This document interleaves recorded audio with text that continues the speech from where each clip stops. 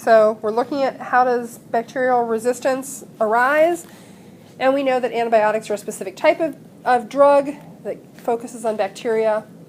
Some bacteria are resistant to those antibiotics, and bacteria can be resistant because of differences in their cell structure. And their cell structure is determined by their genes, by their DNA.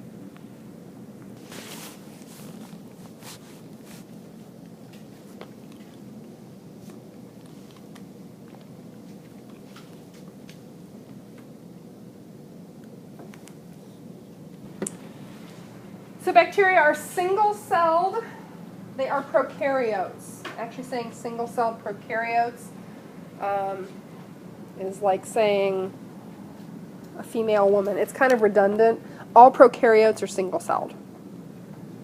And prokaryotes are really simple. We'll talk more about eukaryotic cells a little bit later. That's the other kind of cell. But prokaryotes have no nucleus. They just have this little chunk of DNA. Just a piece of string all shoved into that cell. That's their DNA. And they do have a cell wall.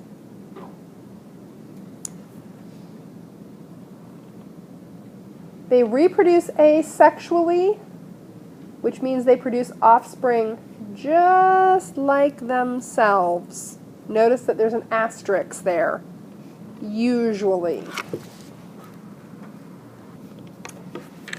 And the reproductive process that prokaryotes go through is called binary fission. Bi means how many?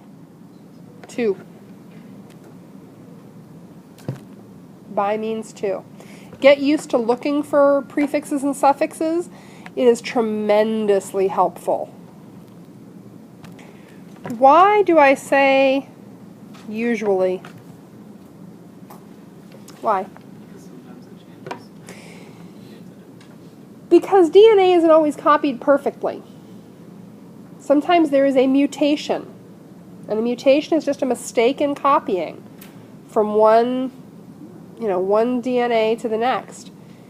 When that happens, you can have an offspring that's slightly different than what we call it the mother cell and the daughter cells, because remember, there's only one parent. This is asexual reproduction. It is one cell splitting in two to become 2 new cells. Sexual reproduction is 2 cells joining together to form 1. This is the reverse of that. So sometimes we have mutations. So sometimes a mutation, an error in copying, can cause a difference from the parent cell, from the mother cell, to those offspring. And so then you have an offspring that's slightly different. Questions, comments? Does this all line up with what you know so far, what you saw in the movie, what you looked up in definitions? Okay, good. What does a bacteria have to do to survive around here?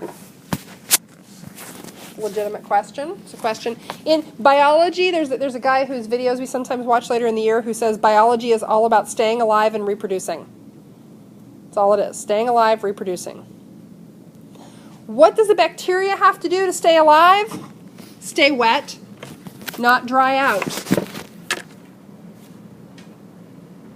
Maintain its internal water balance, not dehydrate. That's called homeostasis. Stay at the right temperature, also homeostasis. Not too hot, not too cold. Too hot, you change the proteins in their cell wall. Too cold, they freeze and their cells burst. And it's got to make more bacteria. That requires copying the DNA and making more cell walls, more cytoplasm. And making more bacteria doesn't mean an individual bacteria will survive, but it does mean that the species will survive. So, had we done chapter 1 in the biology book, there's a whole section on homeostasis, which is a really important concept biologically. But I wanted to talk about it in context. So you looked up a dictionary definition of homeostasis. What is homeostasis?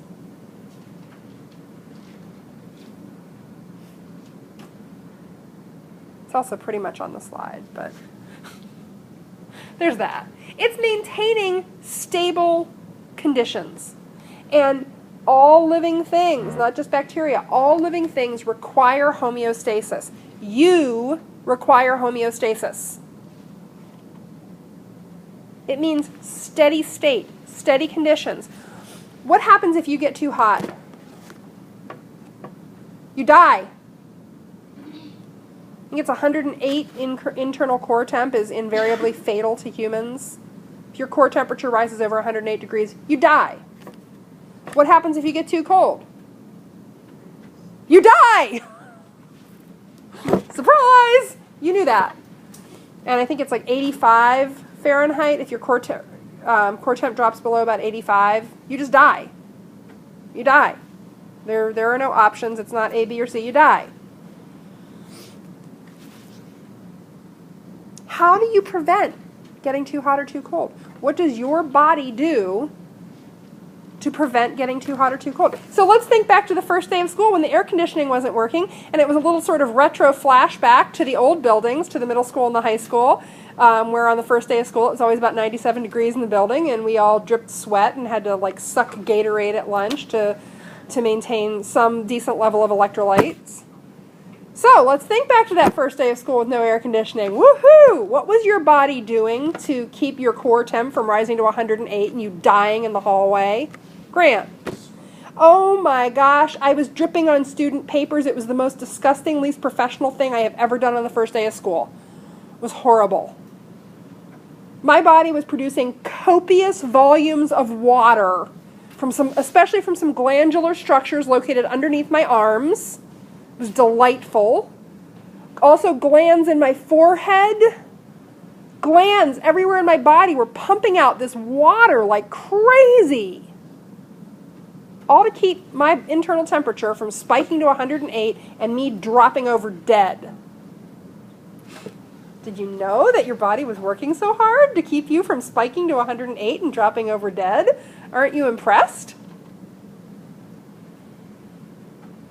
Because that water, as it evaporates, takes heat energy with it and cools your body. That's what sweat is for. As that sweat evaporates, it cools your body. If you're in conditions where it can't evaporate, it doesn't cool you off. You're just miserable, which was pretty much the case here on the first day. If in January, on a normal kind of January, a cold January afternoon, you find yourself outside, barefoot in shorts and a t-shirt, because you were running around the house and somehow, I don't know, your sibling locked you out, something happened. What will your body do to prevent your core temp from dropping down to whatever, 85, 89, and you dying? Okay, I've heard from both of you, right? Have I not heard from you? Did I hear from you? I heard from you. Okay, go for it, Sawyer. You'll shiver. You're going to shiver. It is an uncontrollable biological motion. You cannot stop shivering when you're cold. Parts of your brain that you don't even know exist are kicking in, and your body starts to shake. Why does your body start to shake? Because you're cold. What's your body trying to do? Keep you moving. There was a woman, I forget if she was in Utah or California. She was a trail runner, like serious heavy-duty athlete, very impressive young woman, somewhere in her 20s. She was out trail running. She fell basically off a cliff, landed at the bottom of this cliff, off the trail. Nobody was going to see her. She's on a remote trail. She was out there overnight, and the temperatures out in the desert dropped pretty significantly at night, and there was a very real risk that her body temperature would have dropped to 85 and she would have just died of hypothermia. Oh, did I mention that she broke her pelvis when she fell? So she couldn't exactly get up and hike out. She was smart. Do you know how she kept herself alive? She laid there with a broken pelvis doing abdominal crunches. Laying on the ground with a broken pelvis. I mean, this is the kind of presence of mind that not a whole lot of people have. She laid there and crunched all of her muscles repeatedly because muscular motion does what? Warms you up. My grandma used to say, oh, you're cold, go run around the house a few times. fine. But it works. Motion heats you up. It keeps your body temperature from dropping. You have got systems in place. You magnificent, amazing beings. Look at yourself. You're pretty darned impressive. You have systems in place to keep your body temperature in the right range. Cool. You have ways to maintain homeostasis. Guess what systems a bacteria has to maintain homeostasis?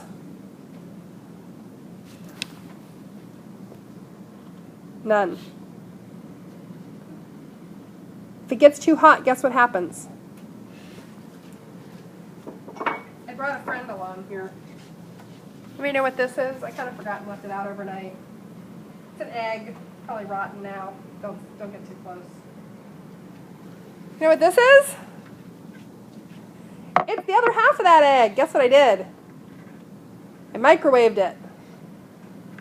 Looks a little different, huh?